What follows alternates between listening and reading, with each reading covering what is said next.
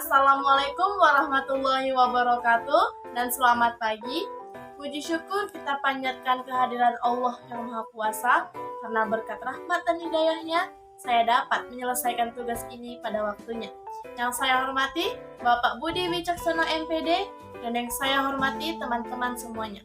Sebelum masuk pada materi kali ini, perkenalkan nama saya Putri Amelia Amanda dengan nomor NPM 21031370, Fakultas Ekonomi, Prodi Manajemen, kelas 1G reguler. Pada kesempatan kali ini, saya akan menjelaskan tentang ragam bahasa. Ragam bahasa adalah variasi bahasa menurut pemakaian yang berbeda-beda, menurut topik yang dibicarakan, orang yang dibicarakan, serta media pemakaian. Dalam konteks ini, ragam bahasa meliputi bahasa lisan dan bahasa tulisan. Faktor-faktor yang mempengaruhi ragam bahasa ada 3. Yang pertama, faktor budaya. Yang kedua, faktor sejarah. Yang ketiga, faktor etimologi. A. Kedudukan dan fungsi bahasa Indonesia. Bahasa Indonesia memiliki 2 kedudukan yang sangat penting, yaitu sebagai bahasa negara dan sebagai bahasa nasional. Sebagai bahasa negara, bahasa Indonesia berfungsi sebagai mempererat hubungan antar suku yang ada di Indonesia. Sedangkan sebagai bahasa nasional, bahasa Indonesia memiliki beberapa fungsi.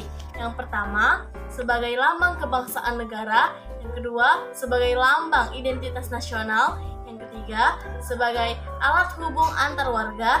Yang keempat, sebagai alat pengembang ilmu pengetahuan.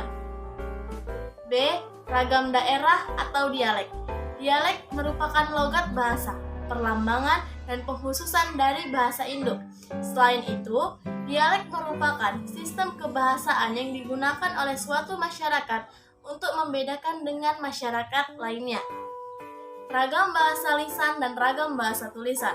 Ragam bahasa lisan adalah suatu ragam bahasa yang dihasilkan oleh alat ucap atau organ of speech. Dalam ragam bahasa ini, kita perlu memperhatikan beberapa hal seperti tata bahasa, kosakata, dan lafal pengucapannya.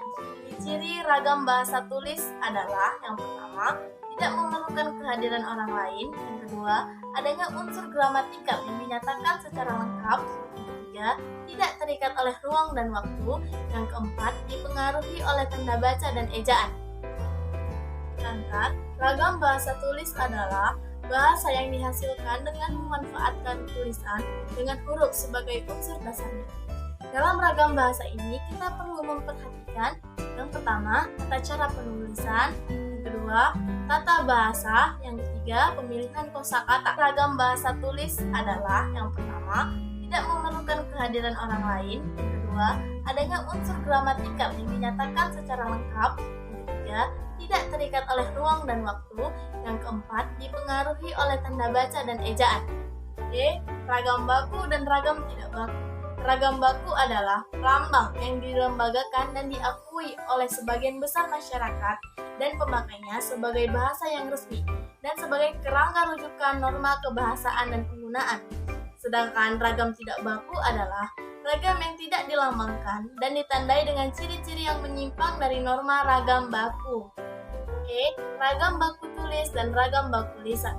Ragam baku tulis adalah ragam yang dipakai dengan resmi dalam buku-buku pelajaran atau buku-buku ilmiah.